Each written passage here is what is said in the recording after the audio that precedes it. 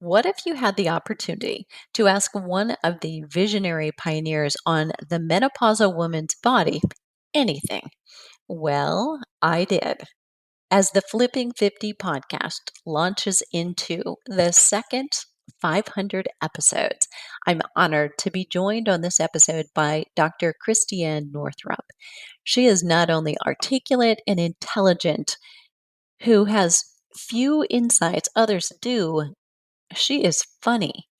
Behind the scenes, I told her after the interview that interviewing her was like dinner and a show. And I'm sure you too are going to love it. I'm Deborah Atkinson. You're listening to Flipping 50, where I address your top struggles and concerns, and I share what to eat, how to move, and how to change your mindset, often about what to eat and how to move, so that you can have the energy and the vitality that you want, need, and deserve in the second and better half. Longtime listeners know that I've been working with midlife women for now 38 years. It was in the 90s, though, when one of my female midlife clients loaned me her copy of Women's Bodies, Women's Wisdom that Dr. Northrup first came on my radar. One message that was important to her to relay to you that we did not get to in this episode based on time constraints was this. Her wish is for every woman to be able to relax about PCR. Do the right thing for your immune system. Trust your body has the wisdom and the ability to protect itself beyond that. And just try to relax a little bit because the stress about our concern about where things are, whether we've been exposed, does not help the immune system. Okay, let me introduce my guest. Christiane Northrup is a visionary pioneer in women's health. She's board certified OBGYN with more than 30 years of clinical experience, former assistant clinical professor of OBGYN at the University of Vermont College of Medicine, and three-time New York Times bestselling author of Women's Bodies, Women's Wisdom, The Wisdom of Menopause, and Goddesses Never Age. In 2013, Reader's Digest named Dr. Northrup one of the 100 most trusted people in America. In 2016, she was named one of Oprah Winfrey's Super Soul 100, a group of leaders who are using their voices and talent to awaken humanity. And in 2020 and 2021, she was included in the Watkins Spiritual 100, a list of living people that make a unique and spiritual contribution on a global scale.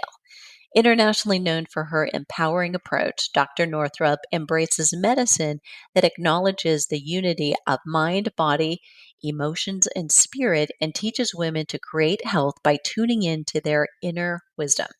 After decades spent transforming women's understanding of their sacred bodies and processes, Dr. Northrup now teaches women to thrive at every stage of life. As a business owner, physician, former surgeon, mother, writer, speaker, and according to Miriam Ava, PhD, a rebel, rock star, and authority on what can go right with the human female body, Dr. Northrup acknowledges our individual and collective capacity for growth, freedom, joy, and balance. Dr. Northrup has also hosted 8 highly successful public television specials, and her work has been featured on The Oprah Winfrey Show, The Today Show, NBC Nightly News, The View, Rachel Ray, Good Morning America 2020, and The Dr. Oz Show, among many others. Let's welcome Dr. Northrup. Dr. Northrup, thank you so much for being here. Well, this is a pleasure. It's a pleasure to be here and talk about a subject that I know and love so well. And women just need, for years. I remember going to London with the first edition of The Wisdom of Menopause. And Tina Turner was really big at the time. Mm. And I just remember saying to people, okay, really? Would you like to know what life looks like after menopause? Just take a look. Just take a look at what's strutting across the stage there. So good. And if you ask me, she's still big. I'll take those legs any day. Yeah, absolutely. I haven't seen her for a while, but I was fortunate enough to go to a couple of her concerts. And, they'd have this thing, this huge kind of runway that would go out over the stage. And I mean, the energy that she had was astounding. And I hear a lot from women, I have no energy. Hmm. And especially, right now, if you're in the northern hemisphere where we're in the darkest part of the year, Hmm. I want people to honor that this is the darkest part of the year. This is the time we're supposed to be holed up and hibernating and taking stock of the whole year. And believe me, 2020 and 2021 have been years unlike anything ever seen on planet Earth. So guess what? If you're a little tired, this would be a good time to turn off everything and just rest. But it's also the time, when people tend to be around relatives they don't like, eating a lot of sweets, not getting outside, not exercising. I mean, it's like the culture pushes you out into doing the last thing you should be doing. So whenever possible, just meditate or rest or take a walk. I so love that you said that. In fact, serendipity. I had a member of our community ask today because often I'm suggesting, a long, slow walk will do a lot of good outdoors. And Yes. she said, I'm in this northern climate, it's going to be icy and snowy. And so, can I shift that to walking on the treadmill? And I said, maybe instead you want to be thinking about doing something more seasonal, changing what you're doing, because that treadmill may not have the same cortisol reduction for you if you don't love that as much. No, it So really it's just no, it right. doesn't. And so what I would say, I'm in Maine, so I just have those rubber studs that you stick over Hmm. your hiking boot. Tracks, Yeah, tracks. Yeah, tracks. And, yeah. so it doesn't matter to me if it's icy. There is something about communing with nature, and it's Hmm. very different on a treadmill in a gym. But if you are in a treadmill in a gym, let me just say some of those, if it's a commercial gym, they have CNN piped in right in front of you. And I talked to a friend who said within about 2 minutes, he started to get angry and depressed. And then he realized that it was just watching mainstream media. So I would either, bring your own iPad or earbuds with music or whatever. What I do when I have to go into my home gym, I've got an elliptical trainer. I always put on a podcast with a little Bose mini speaker so that the sound is good. And then I can learn something while I'm getting the exercise in. But I have found, and this is kind of new for me. It's like part of me just every morning wants to get up and take an hour walk. And that's new. I used to resist that, but now I'm really embracing that. So I know it's kind of a new stage of life. So what I would tell people is just get out and walk for 20 minutes Hmm. first thing in the morning or even after dinner. It makes a huge difference. I mean, you have to talk yourself into it, especially when it's getting dark so early, but it really makes a huge difference. Amen. Love that. Okay, you sing it. All right. I would love to take a step back and ask you a question about how you got started. You are such a pioneer, and I can take myself back to the point where we hadn't actually linked menopause, women's midlife hormones with exercise. And the closest we were getting back in the mid 90s was when I first started talking to audiences about exercise for osteoporosis. But we really weren't talking about why does the osteoporosis happen. And you were way ahead of the curve. You started talking about this before anybody else. You're still talking about it. Did you foresee this as being as big as it's become, the topic becoming so big, or what propelled you to go in this direction and start talking about menopause when no one was? I was going through it myself, Of and course. so therefore, and I was at my Uranus opposition, which is age 42 for everybody listening. The Uranus opposition is really interesting. And it happens for men and women. In men, of course, they call it a midlife crisis. In women, we call it perimenopause, but they're the same things. And I was reading at the time a book called The Liquid Light of Sex. And I can't remember her name, but it was about how, it's not Barbara Marciniak, but it's someone else who was an astrologer. And she talked about how at that Uranus opposition, you have to live from your soul, from the dictates of your soul. And before that, you think about it, and in your 20s, you're sort of getting the training you need for your job. And then you either have kids or you begin to produce something in the world, books, a garden, a relationship, kids, whatever. And then when you hit about 42, the dictates of your soul start to rise up. Well, right about that time, I was diagnosed with a fibroid in my uterus. Now, remember, I had been studying with Michio Kushi and eating a macrobiotic diet. And my first thought was, wait a minute, how did I get this? And what we do when we're under stress is we go right to our early training. So mine was the germ theory of disease. And I thought, did I catch it from being around all these people with fibroids all these years? But of course, I knew that wasn't it. And so I had to deal with the fact that I had manifested something that I couldn't control. And I didn't know why it was there. And so I spent the next, I would say, 10 years finally realizing, in retrospect, by the way, and I want everyone to know, we really learn our lessons in retrospect. We've got to have faith going forward, but generally we only completely understand the big picture in retrospect. So when I finally got a myomectomy in the late 90s, it was Thanksgiving. And I got so tired of dressing around this fibroid that had gotten big, like as big as a soccer ball. And I tried acupuncture and diet change. I tried everything because I really believe, and I still believe, and I've seen it, that you can dematerialize these tumors. I literally saw patients do it with prayer. So I thought that would be me, but God had other plans for me. I had to learn other ways. So finally, I had a myomectomy.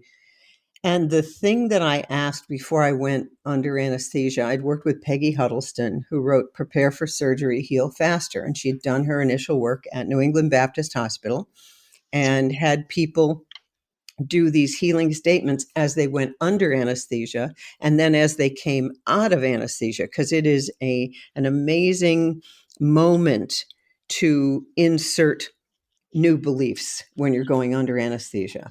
So what I asked was, you will awaken comfortable, you will be hungry, and the statement, and the pattern that created this will have left your body.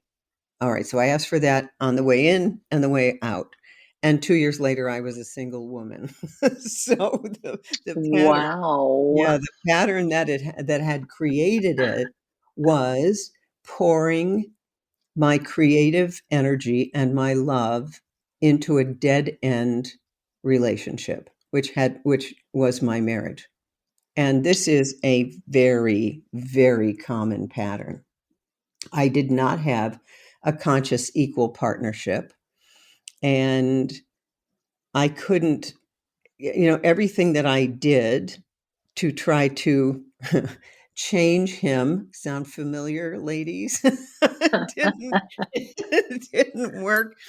And, finally so I hired a lawyer, and I never really wanted to be divorced. I just figured, well, why don't I just file, and then it'll be like electroshock therapy, that gets an irregular heartbeat back to normal. That's really what I thought. And How'd that work out for you? yeah, well, okay. So here's how it worked out. I call I called my lawyer. He had stormed out of the house. This was, oh, it's all coming back and it's wonderful because it's the same time of year. Okay, so this is way back.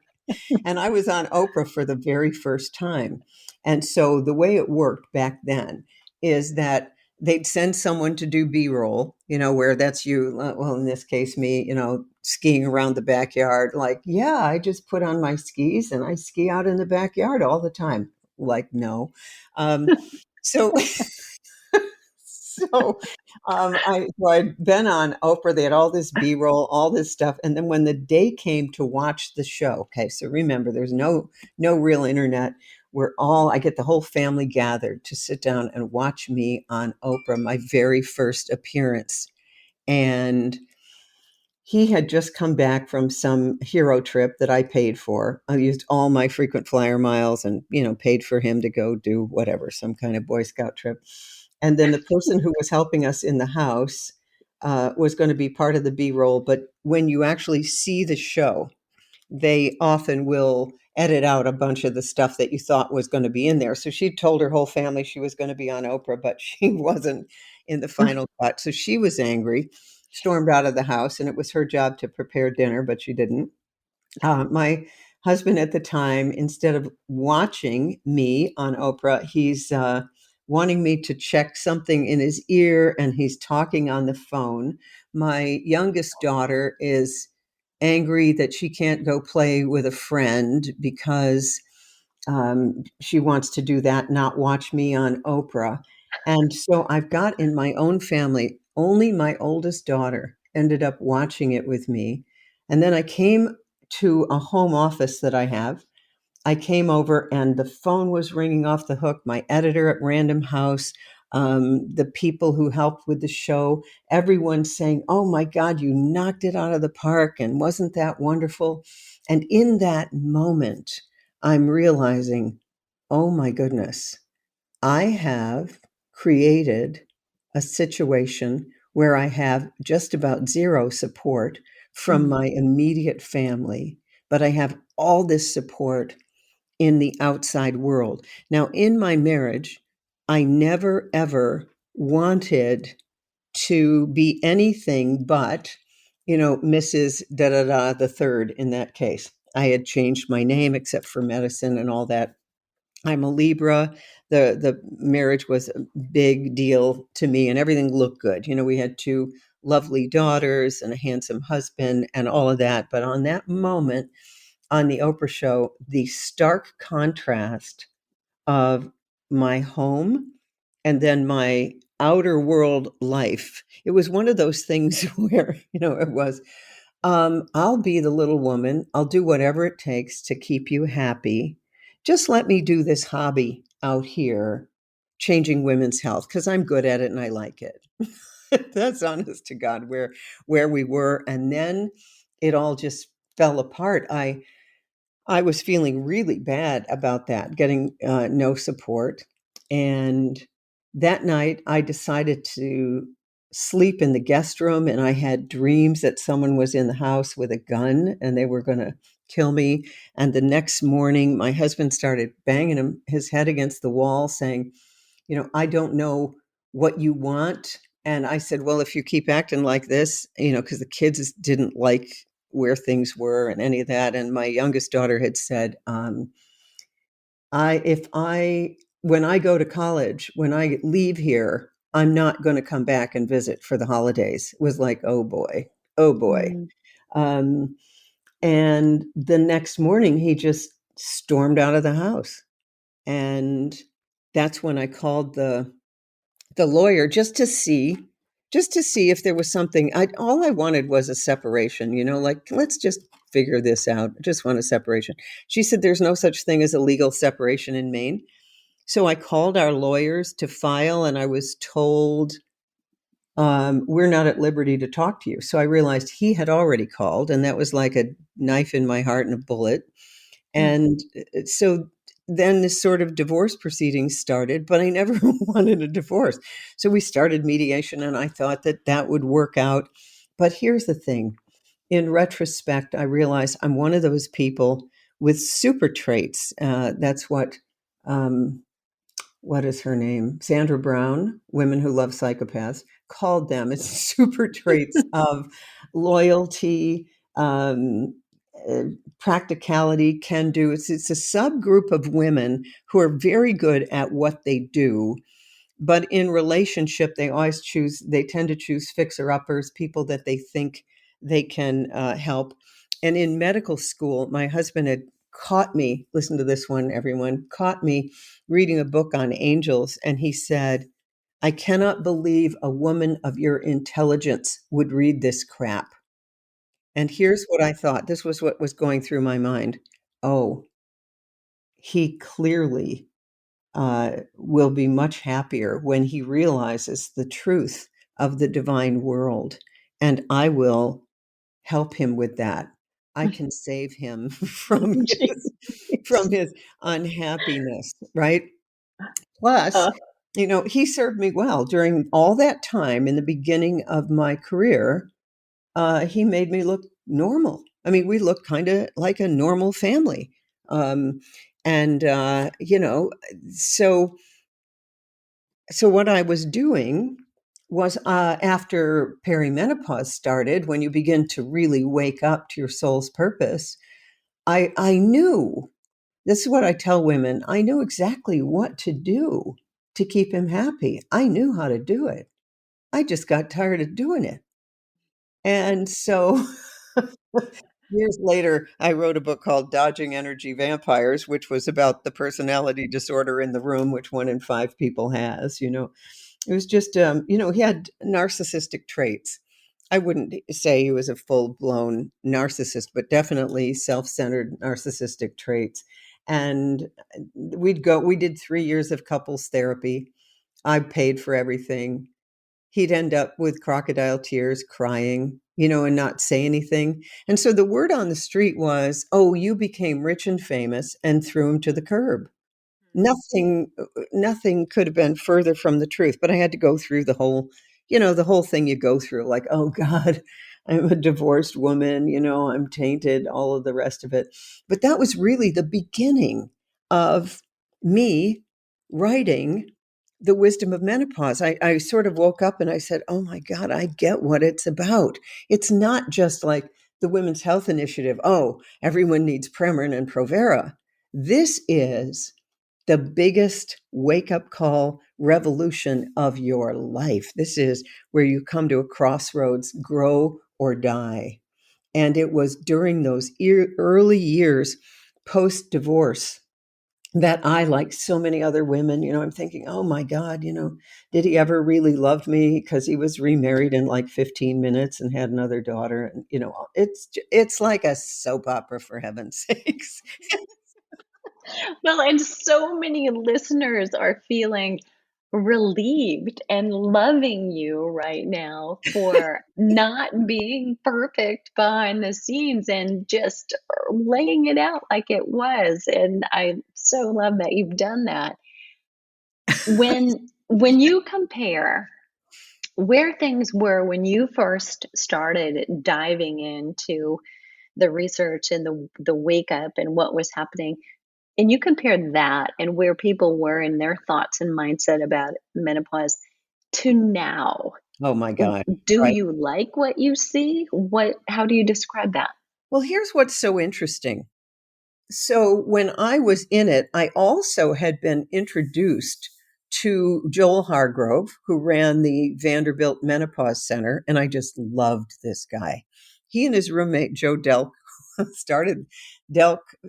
Joe started Delk Pharmacy, and Joel was a farm boy, and the two of them pioneered bioidentical hormones. And I had him come up to Maine, and he was just one of those great guys where he said things like, yeah, Premarin is a natural hormone if your native food is hay, because it's made from the urine of pregnant horses, right? And then I had also met the guy who worked on natural progesterone, whose name is escaping me, but they started the company that is now Emrita, Emerita, and the Emrita brand of natural progesterone is still available on Amazon and everywhere else. But I remember talking with him at an American Holistic Medical Association meeting. And then there were other people who were doing a lot of research on bioidentical hormones. What is that? That is a hormone that matches exactly what the human ovary and body produces. And those are made from wild Mexican yams and soybeans. So it's just a matter of what you make in the lab. Now, big pharma cannot patent anything that's naturally occurring. And therefore, that's why they only want to use the stuff that they create in a lab. And by the way, for everyone, there is no generic for Premarin because no one can figure out what is in the urine of pregnant horses. Okay. And then the Women's Health Initiative started in about 1992. And I wrote in Women's Bodies, Women's Wisdom, I said, okay, they're using the wrong dose of the wrong hormone and the same dose for everybody.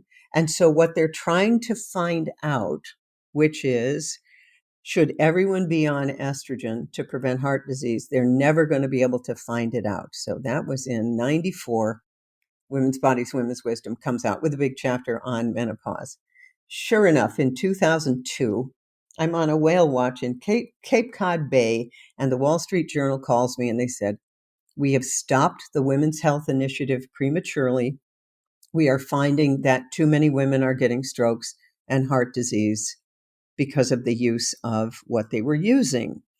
And I'll never forget it because suddenly my profession flip-flopped so frickin' fast. It was just unbelievable. Like Wolf Udian, who was head of the North American Menopause Society at that time, had basically told the world every woman needs to be on hormones, every woman. And the hormone that was the hormone du jour was Premarin and Provera. That was Wyeth Ayerst. That's not even, I don't even think Wyeth Ayerst exists anymore, but they were the ones who first brought Premarin to the market. So this is all market driven. I got to know all the formulary pharmacists, all the people who were getting the bioidenticals and making individual doses for women. And that was a whole new world at that time.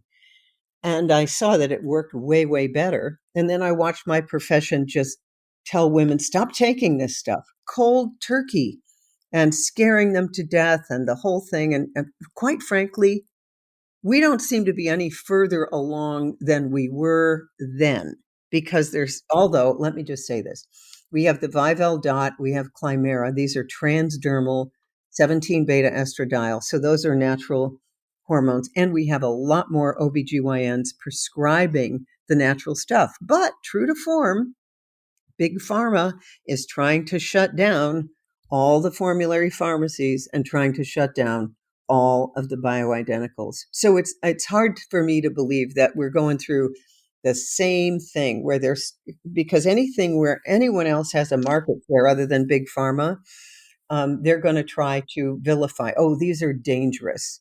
They are not dangerous. Doctors and their pharmacists are doing what has been done from the old apothecaries from years and years and years.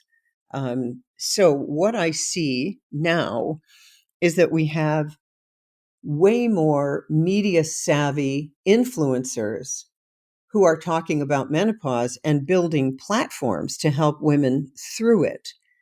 But the basic, like, what do you do remains the same.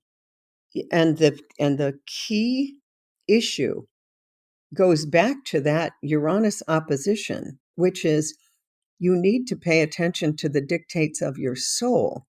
And some of you are going to want bioidentical hormones, and some of you can do it with exercise and herbs. And in the meantime, I started a company called Amata Life to bring the herb Pereria mirifica to women because this works fantastic for women who don't want to be on estrogen. And, and I had another chance to refine my skills at identifying psychopaths and narcissists because the guys that I worked with to create that company, I ended up paying $70,000 in their unpaid legal bills because I was so embarrassed by bringing them to a lawyer that I love and trust. But I got the company, and I just have to say, just plug for a minute, the Amata Life vaginal moisturizer is a game changer. I wanted to bring this herb to women for a vaginal moisturizer because it re-estrogenizes the vagina, but it seems to turn something on so that then they don't need it anymore. It's like this sort of goddess elixir. And one of my friends who was having real problems with pelvic floor stuff, couldn't keep a jade egg in for, to walk across the room. Once she started using it, her whole pelvic floor healed. I think it's because it probably thickens the collagen. But again, you see, this is what I want everyone to know. It all goes back to healing that soul thing that you have to heal. And in my case, it was the belief, and a deeply ingrained belief, that I needed a man to do anything in the world, that I needed a man in order to run a business, to live my life, to whatever. And God said, no. It's also right in my astrologic chart. It's Pluto and Mars are both conjunct at 15 degrees Leo in the second house, which will mean nothing to most people listening. But what it really means is anything that I thought I needed a man to do, God will say, or my soul, we're going to make sure that doesn't work for you, because you came to become, you have to embody this aspect of your soul. You've got to learn to do this yourself. Then you can have a man. It's okay. But you can't give your power away in that way anymore. You have to own that. And I believe a lot of women are doing that now, because it's a different generation. I like to say I climbed an unmarked peak at night with a headlamp. And now the women are coming in and they're putting in landscape lighting and benches, and it's really, it's nice. I so love it. And you saved me, actually. So I have been practicing the statement of Pararia Mirifica for days now. So I'm so glad that you mentioned it correctly, so we know it's here at least once. That's But great. I want you to talk about this, because I've been studying this for nearly a decade in order to be one of those influencers who people come to me for exercise, and I need to let them know there's other pieces we've got to address. And yet I've not heard of this. So tell me more about that, Okay. and who should start it or consider it? How is it actually used? Okay. And I know a woman listening is going to ask, well, I'm already on hormones. Can I take this? Right. Okay. So what it is it is a plant grown in the northern Thailand, and there are 25 different species, and you need the right ones. And it's a Mm. tuber grown in the jungle, and its Pararia mirifica means miracle herb. It's been used for 700 years by the Thai people, men and women, for a kind of rejuvenation. The thing that's most interesting about it is it contains a very potent phytoestrogen. Now, remember, everybody, mammalian estrogens are different from plant based phytoestrogens. There are phytoestrogens in almonds, in apples, in soy, in flax. But this one, it's known as mirasterol, is very, very potent. It does not act as a growth hormone. It sits on the beta estrogen receptor, just like tamoxifen or raloxifene, just like a SERM, a selective estrogen receptor modulator. So it cannot cause that excess growth inside the uterus, excess growth inside the breast. And it works by uh, doing something with the enzyme that breaks down collagen. So the collagen doesn't break down the way it did before. And it's an adaptogen, what they call in naturopathic medicine, an adaptogen. So if your estrogen levels are too high, it sits on the receptor and protects them from overstimulation. If they're too low, it makes your body feel like there's more estrogen. And what we find is that oftentimes in as little as 4 days, if you take it orally, sleep problems go away. It just seems to calm things down because there are estrogen receptors all over the body, in the brain, in the bones, in the skin, in the uterus, in the breast. So any woman can take this. So what I usually recommend is if you're having hot flashes, if you're having irritability, if you're having stuff, then just try this first because it's not prescription. And then you can take it either as a liquid or as a capsule. But if your only symptom is dryness, like I have a friend who's only 43, and she said her sex life was just over. She'd never had children. And she just, they just could not have intercourse. And she started to use the vaginal moisturizer. And she said, "Oh, this stuff has made my husband into my boyfriend." So he's very grateful for me. But the thing about it, so I decided I needed to bring it to market because I was at a divine feminine, awaken masculine sort of tantra workshop in Hawaii at one of these weird centers. You know what? I remember in the room that I had, the bugs were dropping on my head and so on. But somebody had a sample of the vaginal moisturizer with this Pararia mirifica in it. And I tried it and I said, "There's something here. This is special." And so I was introduced to a couple of guys who were going to help me bring this to market. My favorite story was when I was told by the FDA that anything that was going in the vagina had to be registered as a medical device. This made me laugh so hard. I thought, all right, guys, all you medical device holders line up over there because we got to register you with the FDA. But anyway, long and short, I finally it's like the herb itself. She said, "All right, I'm of the goddess and I'm going to be the root by which you learn to stand in your power as a woman." And I went to Thailand so that I could visit the growing areas.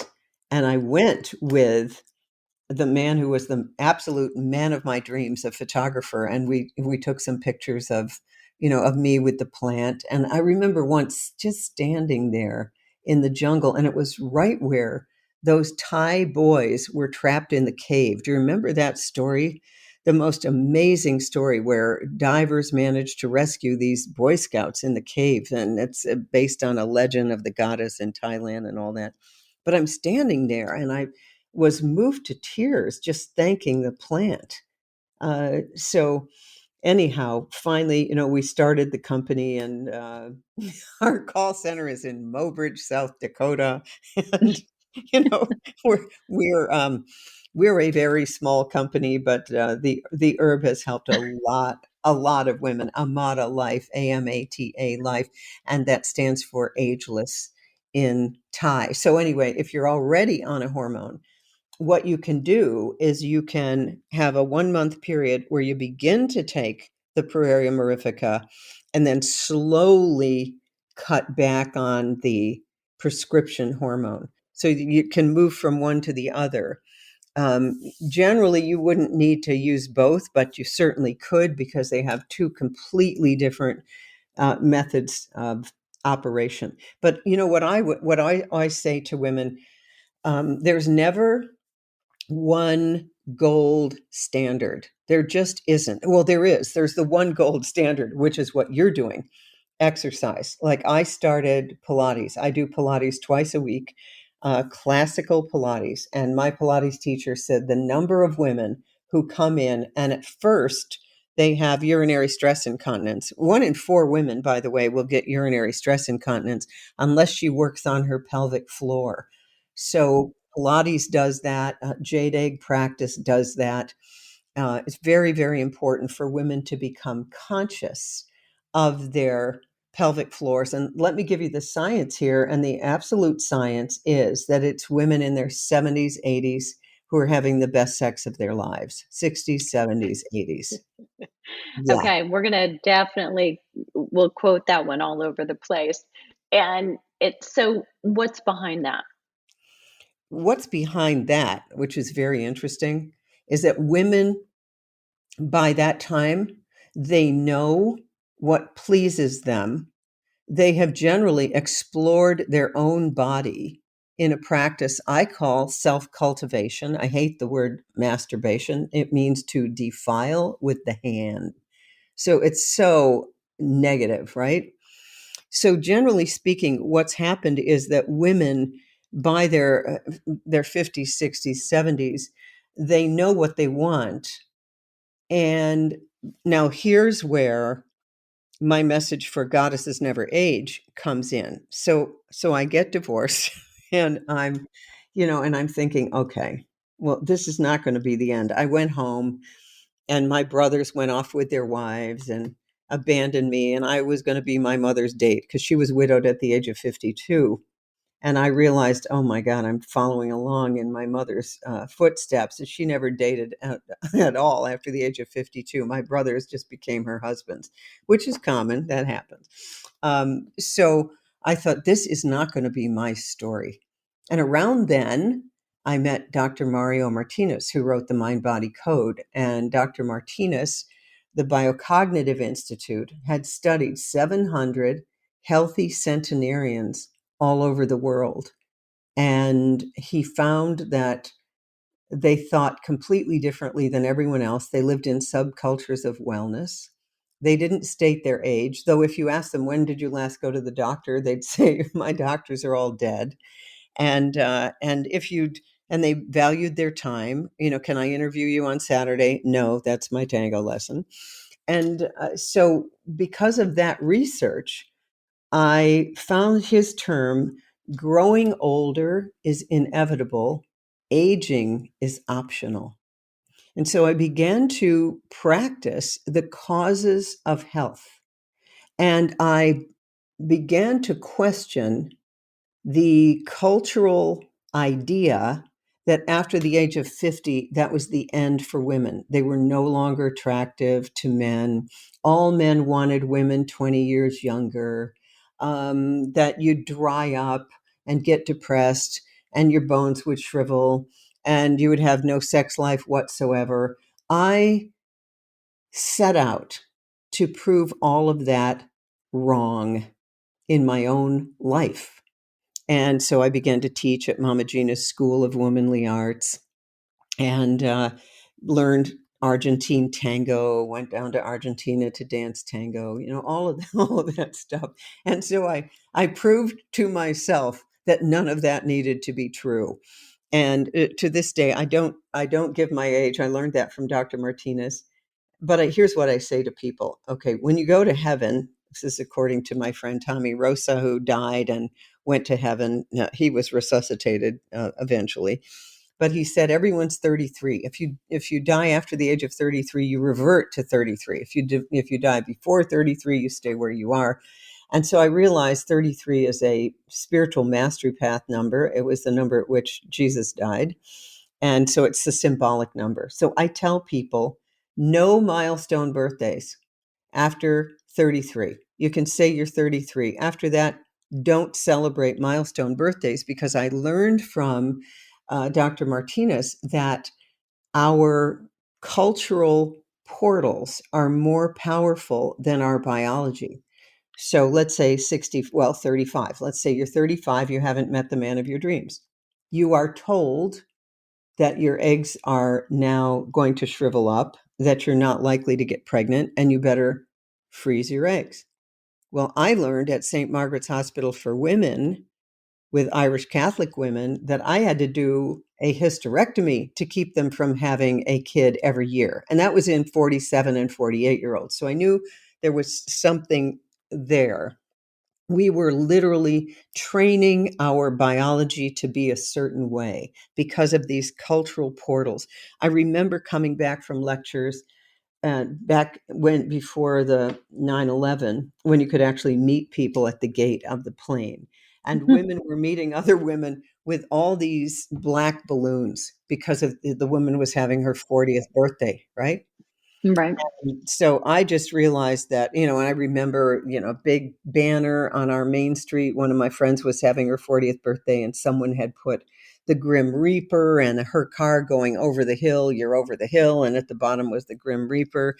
And, and everyone jokes and said, it's just a joke. It's not a joke. It is an entrainment of your system so that you come to believe. So women believe that menopause is the end. And by the way, age 52 is the Chiron return. So you do feel like you're dying to your old self, because you are. But we have infinite capacity to reinvent ourselves. So to me now, looking back, menopause, okay, got through that, got divorced, learned Argentine tango, did have the best sex of my life until he had to leave. That's okay. He died.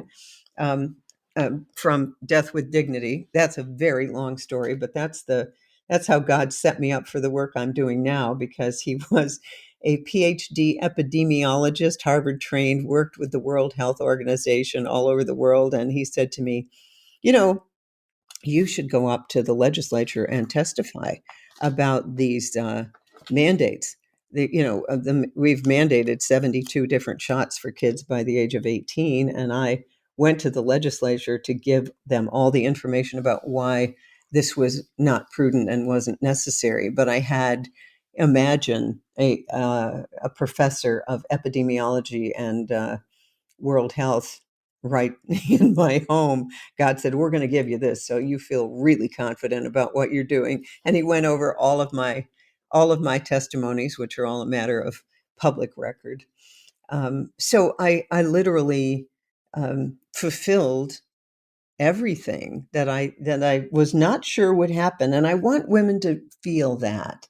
Like, you want this thing, and then the voice in your head says, oh, it's too late for you, and you're too old, and you really shouldn't be driving at night, and your kids are ragging on you about, mom, you can't do that kind of thing. And so you really do need to understand that you're coming into uh, an area of great power and sovereignty, and women are so powerful after menopause. But if we start to believe that we're worthless, that we're a burden, that we're invisible, that it's the end of sexiness and all that, if we start to believe it, we become it.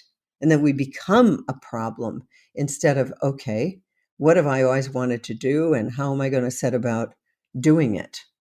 And remember, for a long time, women have been taught to avoid all the areas where the power actually is: labor and birth, breastfeeding, menstrual cycle, and menopause.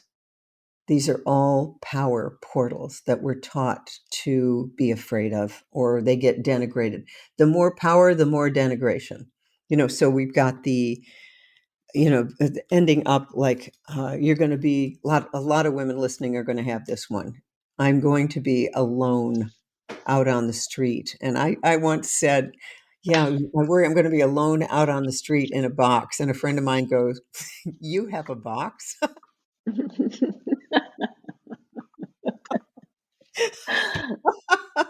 Such wisdom. Oh my gosh. Okay. As we wrap up, is there, and of course, I've got to ask this first, where's the best place for listeners to get more Dr. Northrup? Okay, well, I have a ton of videos and so on at drnorthup.com, and all of my blogs are there. But if you want the really outlier stuff that I'm doing now, that's on Telegram and MeWe. I do have a rogue channel on Instagram. It's Divine Doctor of Biology. It's my it's my third Instagram channel. Two have been removed. I do just about. I check in every now and again on Facebook, because I have a large audience there, but the censorship on Facebook is rather dramatic. And Mhm. so Telegram is the uncensored, and I give little voice memos over there. And then we keep it sort of between the ditches at drnorthrup.com. So good. And I know listeners, just from my own audience, we get a lot of customer support tickets about social media. So I know some of them are going to say Telegram. There's another one I have to learn. I know. Oh, We're I going to get know. I we're going know. to get you in there, right? It's going to be okay. Dr. Northrup, it has been such a huge honor to have you here as Flipping 50 flips into its second 500 episodes. You Nice. have led the charge. So thank you so much for being here. Listeners, there you have it. An interview I am grateful to have had, and I am tickled to have had the pleasure of not only interviewing Dr. Northrup, but having enjoyed it so very much. So, the doctor, the woman, I think you will probably agree, were a great fit for Flipping 50. And I would love to know, just out of curiosity, have you read one or more of her books? If so, which? When was that for you? And if not, do you plan to?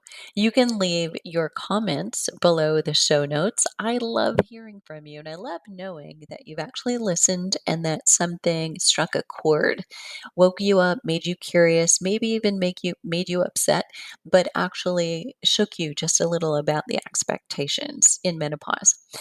The ending of the podcast interview was a little abrupt. So here's what happened. That was not poor editing, by the way. We had a little internet drop. So it was actually, she thought I dropped off, I thought she dropped off and was done and had to go to another interview. So that is not the case. We actually did come back on. However, the recording stopped. So there we were. And so glad that I had this and this opportunity. You can leave your comments or your questions below the show notes at Menopausal Body, flipping50.com/menopausal body. And all of the links to connect with Dr. Northrup will be in the show notes. So as she mentioned, Telegram, if you're new to that, I'm actually on there. I'm actually not using it. Planning to start. So there she is again. Trendsetter, pioneer. What are you waiting for? Let's start Flipping 50 today.